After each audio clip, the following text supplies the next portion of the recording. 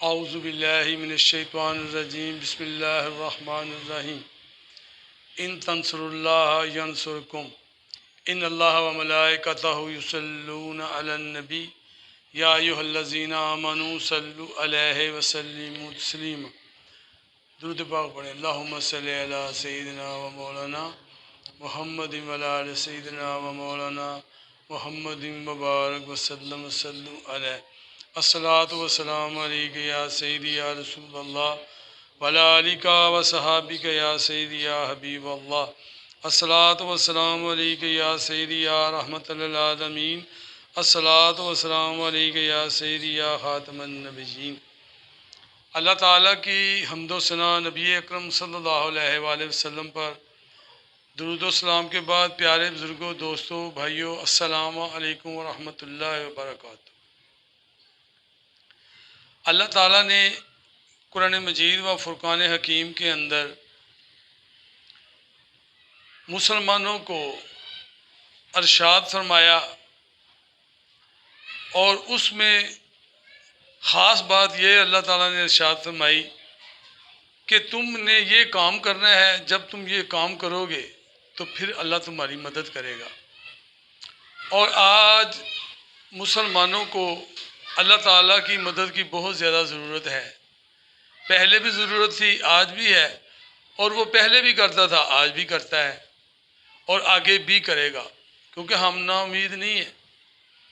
اب اللہ تعالیٰ نے سورۃ محمد کی آیت نمبر 26 کے اندر یہ بات ارشاد فرمائی ہے، 25 یا 26، فرمایا کہ اے لوگو تم اللہ کی مدد کرو۔ اور اعلیٰ ایسا اور مختلف تفسیریں لکھنے والوں نے یہاں جو اللہ تعالیٰ نے فرمایا کہ جو ہے میری مدد کرو، وہاں مدد کرنے سے مراد یہ ہے کہ اللہ تعالیٰ کے دین اسلام کو لوگوں تک پہنچاؤ۔ یعنی اللہ تعالیٰ نے جو دین نبی اکرم صلی اللہ علیہ وسلم پہ اتارا ہے، اس دین کو لوگوں تک پہنچانا ہے، تاکہ لوگ برائی سے بچیں، اپنے ایمان کو بچائیں، اور آخرت کی جو ہے ان کی آخرت بچ جائے، اور قبر کا بھی ان کے لیے بچ جائے۔ اور جب بندہ نیکیاں کرتا ہے تو اس کو دنیا میں بھی اللہ تعالیٰ فائدے عطا فرماتا ہے۔ تو اللہ تعالیٰ نے فرمایا یا ایھا الذین آمنوا ان تنصر اللہ۔ اب اس کا مخاطب صرف مومنین ہیں، مسلمان ہیں، کافر نہیں ہے۔ جب اللہ تعالیٰ فرماتا ہے یا ایھا الناس ہو، تو اللہ تعالیٰ فرماتا ہے اے لوگو، پھر اللہ تعالیٰ تمام لوگوں سے مخاطب ہوتا ہے۔ اور یہاں فرمایا یا ایھا الذین آمنوا ان تنصر اللہ ینصرکم۔ اے ایمان والو، تم دین اسلام میں اللہ تعالیٰ کی مدد کرو۔ ویسے تو آیت کا صاف مدد جو معنی نکلتے ہیں، ترجمہ نکلتا ہے کہ تم اللہ کی مدد کرو، اللہ تو مدد لینے سے پاک ہے۔ تو یہاں اعلیٰ حضرات نے فرمایا، مفسرینوں نے فرمایا، یہاں مدد سے مراد یہ ہے کہ اس کے دین اسلام کی مدد کی جائے، اور جب دین اسلام کی مدد کی جائے گی تو اللہ تعالیٰ فرماتا ہے ینصرکم، پھر میں تمہاری مدد کروں گا۔ اس کا مقصد ہے کہ اگر ہم نے اللہ کی مدد لینی ہے تو دین اسلام کو پھیلانا چاہیے۔ آج دین اسلام نہ پھیلانے کی وجہ سے آج اتنی گمراہی پھیل چکی ہے کہ لوگوں کو اپنا ایمان بچانا اتنا مقدم نہیں ہے جتنا مال بچانا ہے۔ یعنی مال کو بچانا وہ زیادہ ضروری سمجھتے ہیں، ایمان کی اہمیت نہیں رکھتے۔ حالانکہ دنیا میں سب سے قیمتی جو انسانوں کی چیز ہے وہ ہے ان کا ایمان بچانا اپنا۔ اور جو اپنا ایمان بچا کے چلا جائے تو پیارے آقا صلی اللہ علیہ وسلم فرماتے ہیں کہ جو بندہ ایمان کی حالت سے دنیا سے گیا، فرمایا یہ کامیاب ہو گیا۔ اور کامیاب تو تب ہوگا جب مرتے وقت، نبی صلی اللہ علیہ وسلم فرمایا جو مرتے وقت کلمہ پڑھے گا مرتے وقت۔ اب مرتے وقت کلمہ پڑھنا اور اس وقت کلمہ پڑھنے میں فرق ہے۔ ہم اس وقت سارے کلمہ پڑھ لیتے ہیں، لا الہ الا اللہ محمد رسول اللہ، بڑی آسانی سے پکڑ۔ اب جب سامنے فرشتے ہوں گے جو روح نکالیں گے، اس وقت ہمیں جب کلمہ پڑھنا پڑے گا تو پھر پتہ چلے گا۔ لیکن اس وقت کلمہ تب پڑھا جائے گا جب اللہ تعالیٰ کے دین کے ساتھ ہم مضبوط ہوں گے۔ تو اس وقت جو کلمہ پڑھے گا، نبی اکرم صلی اللہ علیہ وسلم فرمایا جو کلمہ پڑھ کر دنیا سے آخرت کی طرف جاتا ہے، فوت ہو جاتا ہے، پیارے آقا صلی اللہ علیہ وسلم فرماتے ہیں کہ یہ بندہ کامیاب ہو گیا۔ اب دین اسلام میں جو مدد ہے، آج ہم ہر کاموں میں ایک دوسرے کی مدد تو کرتے ہیں، لیکن دین اسلام میں ہماری وہ مدد نہیں ہے جیسی ہونی چاہیے۔ انڈیا کے اندر یہ خبر ہے، انڈیا کے اندر 8 لاکھ مسلمان لڑکیوں کو ہندو لڑکوں نے مسلمانوں کی زبان بول کر، ان کے مسلمانوں کے چند کلمات سیکھ کر الحمدللہ، انشاءاللہ، السلام علیکم، یعنی یہ وہ الفاظ استعمال کرتے ہیں مسلمان لڑکیوں کے ساتھ اپنے تعلق کو بنانے کے لیے۔ پھر اس تعلقات کو وہ مضبوط کرتے ہیں، اور اس کو اتنا مضبوط کرنے کے بعد اس سے شادی کرتے ہیں، اور گورنمنٹ ہندو جو اس وقت ہیں یا آنے والے، یہ ہندو ہمارے دشمن ہیں، تو اس وقت کے ہندو، اس وقت کے ہندو، آنے والے کے ہندو، یہ سب چاہتے ہیں کہ ان کا دین مذہب ختم ہو جائے۔ تو پھر اس وقت کی جو گورنمنٹ ہے اس لڑکے ہندو کو ایک گھر دیتی ہے اور نوکری دیتی ہے، اور 8 لاکھ مسلمانوں کی بچیاں جو ہیں ہندوؤں کے گھروں میں چلی گئی ہیں۔ اور یہ وجہ کیا ہوئی ہے کہ لوگوں نے دین نہیں پھیلایا، علماء کرام کی باتوں کو مانا نہیں ہے، علماء کرام کی وہ باتیں جن سے ایمان بچتا ہے اس طرف لگایا ہی نہیں ہے۔ آج لوگ بچوں کو پڑھاتے ہیں، دنیا کی تعلیم دیتے ہیں، اسلام نے دنیا کی تعلیم دینے کو منع نہیں کیا، لیکن دنیا کی تعلیم تو دی ہے۔ اگر ایم اے کروایا تو 16 سال لگ گئے، اب 16 سال بیٹھا رہا بندہ کہ یہ میرا 16 سال کا فیوچر ہے، آنے والا وقت ہے، لیکن اس کو یہ پتہ نہیں ہے زندگی موت اللہ کے ہاتھ میں ہے۔ لیکن 2-4 سال دین پہ بھی تو لگوانے چاہیے تھے کہ نہیں لگوانے چاہیے؟ ان کو توحید کا پتہ ہونا چاہیے، ان کو رسالت کا پتہ ہونا چاہیے، انہیں صحابہ کرام کی عزت کا پتہ ہونا چاہیے، انہیں نبی صلی اللہ علیہ وسلم کی آل اولاد کی پتہ ہونا چاہیے، آقا کریم علیہ الصلوۃ والسلام کی تعظیم اور ادب کا پتہ ہونا چاہیے۔ جن باتوں سے، جن عملوں سے وہ کفر ہو جائے گا وہ اس کو معلوم ہونی چاہیے۔ آج مسلمان بات کرنے میں ایسے دلیر ہیں جیسے انہیں کچھ ہوتا ہی نہیں ہے۔ اگر دنیا میں انسان برائی کرتا اور سزا اس کو اسی وقت ملتی تو پھر تو برائی کرتا ہی کوئی نہ، لیکن یہ اللہ کی حکمتیں ہیں کہ اس نے آخرت کا ایک رکھا ہوا ہے، طریقہ کار ہے، اس کی حکمتیں ہیں۔ تو پیارے بزرگوں، دوستوں، بھائیوں، دین کا علم نہ ہونے کی وجہ سے آج ہمارے مسلمان گمراہ ہو رہے ہیں جی، اوروں کے دین کے اندر جا رہے ہیں، اور اس کے اندر ان کو پتہ نہیں چل رہا کہ ہم چلے گئے ہیں کہ نہیں چلے گئے ہیں، کیونکہ اسلام کہتا ہے کہ جو کافروں کے شاعر ہیں، نشانیے ہیں، جن کو کافر یعنی بت پوجنا، بتوں کی تعظیم کرنا، یا اور یہود و نصارہ جیسے اللہ تعالیٰ کو، حضرت عزیر علیہ السلام کو اللہ کا بیٹا کہتے ہیں یہودی، حضرت عیسیٰ علیہ السلام کو اللہ کا بیٹا کہتے ہیں عیسائی، تو ان کی جو نشانیاں ہیں، صلیبیں بنائی ہیں، یا یہودیوں نے جو کلیسے بنائے ہیں، ان کے اندر جو وہ کام کرتے ہیں، اگر مسلمان ان کے تعلقات، اپنے تعلق کی وجہ سے ان کی تعظیم کرے، ان کا ادب کرے، تو یہ اسلام نے اس کو کفر کہا ہے، اور اس پر لوگ کہتے ہیں کوئی بات ہی نہیں ہے۔ جب آپ کفر کو یہ نہیں سمجھیں گے یہ کفر ہے اور کہیں کہ کوئی بات نہیں ہے، تو پیارے بزرگوں، دوستوں، بھائیوں، پھر ایمان بچانا مشکل ہو جائے گا۔ اور اس وقت جو مسلمانوں پہ حکمران مسلط ہیں، اس کی بھی وجہ پیارے آقا صلی اللہ علیہ وسلم پہلے ہی بتا چکے ہیں۔ فرمایا اے صحابہ تم ضرور تبلیغ کرنا، فرمایا اگر تم تبلیغ کرنا چھوڑ دو گے، میں مفہوم حدیثی بیان کر رہا ہوں، فرمایا جب تم تبلیغ کرنا چھوڑ دو گے تو اللہ تعالیٰ تم پر ظالم حکمران مسلط کر دے گا۔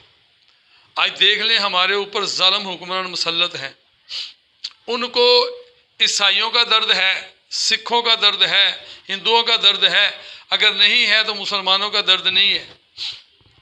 آج دیکھیں یہ پاکستان میں جو واقعہ ہوا ہے جانا والا میں، ٹھیک ہے، اس پر جو جس وجہ سے وہ مسئلہ ہوا ہے اس پر تو بات ہی نہیں کی جا رہی۔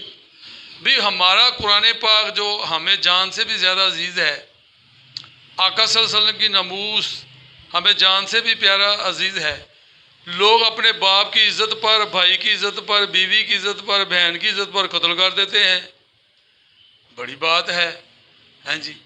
تو قرآن کی عزت اور نبی صلی اللہ علیہ وسلم کے نام کی عزت، آقا صلی اللہ علیہ وسلم کی ذات مبارکہ کی عزت کا ہمیں کوئی توبہ نعوذ باللہ پاس نہیں ہے۔ تو ہمارے وقت کے جو حاکم ہیں یہ ان عیسائیوں کو مل رہے ہیں، ان کو دلاسے دے رہے ہیں، پھر ان کے ساتھ مل رہے ہیں۔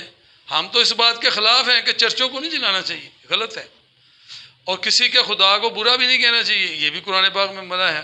برا کہنے سے مراد یہ نہیں ہے کہ ہم نے اب ان کے طور طریقے سے پوچھنا شروع کر دینا ہے، نہیں، برا کہنے سے ہم نے کوئی گالی نہیں دینی، ہم نے اس کو اس طرح کی بدتمیزی نہیں کرنی، کیونکہ اللہ تعالیٰ فرماتا ہے اگر تم اس کو کہو گے وہ تمہارے خدا کو پلٹ کر برا کہے گا، تو پھر تم نے یہ اپنے خدا کو برا خود کہلوایا۔ یہ ہے اس کا مسئلہ۔ اب یہ مسئلہ نہیں جی کسی کے خدا کو برا نہ کہو، ہم کسی کے خدا کو برا نہیں کہتے، لیکن برا کہنے سے مراد یہ نہیں ہے کہ ہم ان کے طور طریقوں پہ جا کے ان کے ساتھ جی ہم بھی آپ کے ساتھ ہیں، آپ اپنے دین پہ ہم اپنے دین پہ۔ کفر کو کفر سمجھنا ہمارے لیے واجب ہے، کافر کو کافر جاننا یہ ہمارے لیے واجب ہے۔ اگر سارے صحیح ہیں تو پھر جنت ہوتا کیا ہے؟ سارے صحیح ہیں؟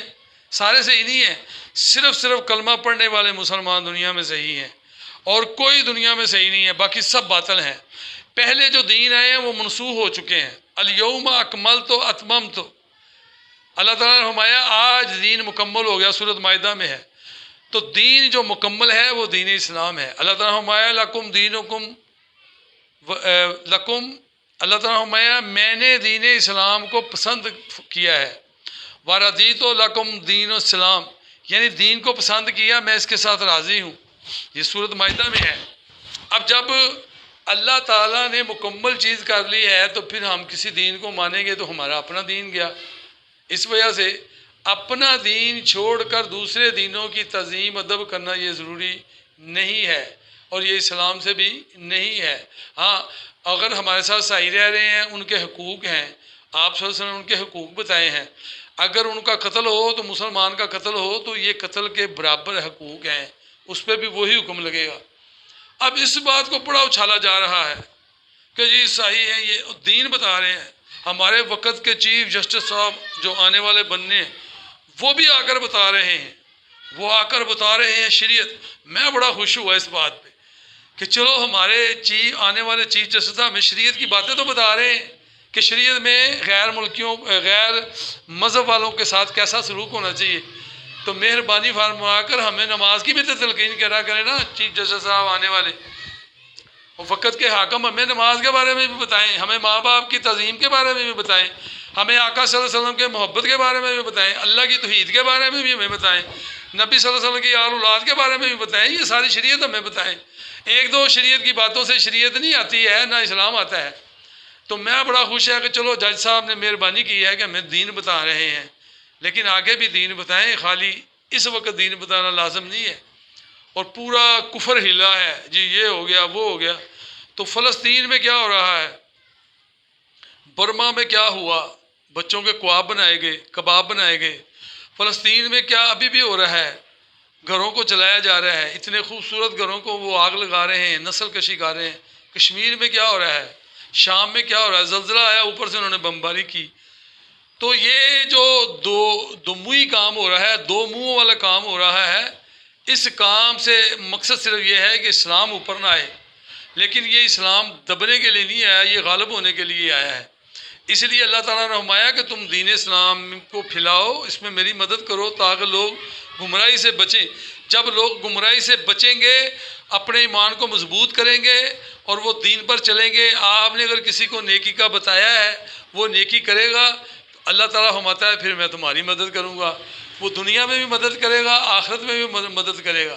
اور نبی صلی اللہ علیہ وسلم نے فرمایا جب تم تبلیغ نہیں کرو گے تو اللہ تعالیٰ تم پہ ظالم حکمران مسلط کر دے گا، اور وہ تمہارے نوجوانوں کو قتل کریں گے اور بوڑھوں کو بے عزت کریں گے۔ آج یہ حکمران دیکھ لیں آپ، یہ کیا ہو رہا ہے اور کیسے ہو رہا ہے۔ پاکستان میں ظلم کی انتہا ہو رہی ہے اور پاکستان کی قوم ظلم سہ رہی ہے، لیکن اب آہستہ آہستہ، کیونکہ ایک حد ہوتی ہے، اللہ تعالیٰ ظلم کرنے کو پسند نہیں کرتا۔